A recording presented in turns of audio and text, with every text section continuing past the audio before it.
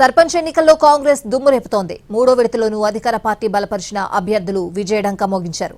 మొత్తం 4158 స్థానాల్లో ఎక్కువ చోట్ల గెలిచి ఆధిక్యాన్ని చాటారు. భద్రాద్రి కొత్తగూడెం, హనుమకొండ, జగిత్యాల, జయశంకర్ భూపాలపల్లి, మహబూబాబాద్, మహబూబ్ నగర్, మంచిర్యాల, నాగర్ కర్నూల్, నల్గొండ, నిజామాబాద్, పెద్దపల్లి సహా పలు జిల్లాల్లో అత్యధిక స్థానాలు కాంగ్రెస్ మద్దతుదారులు కైవసం చేసుకున్నారు. ఇప్పటివరకు వచ్చిన ఫలితాల్లో మూడో వంతు సర్పంచ్ స్థానాలను కాంగ్రెస్ కైవసం చేసుకుంది. బీఆర్ఎస్, బీజేపీ కలిపిన 30% సర్పంచ్ స్థానాలు సొంతం చేసుకోలేకపోయాయి.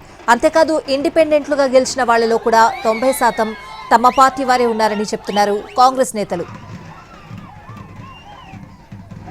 తొలి విడతలో 4231 స్థానాలుంటే ఏకగ్రీవాలు కలుపుకుని కాంగ్రెస్ 2404 పంచాయతీలు గెలుచుకుంది.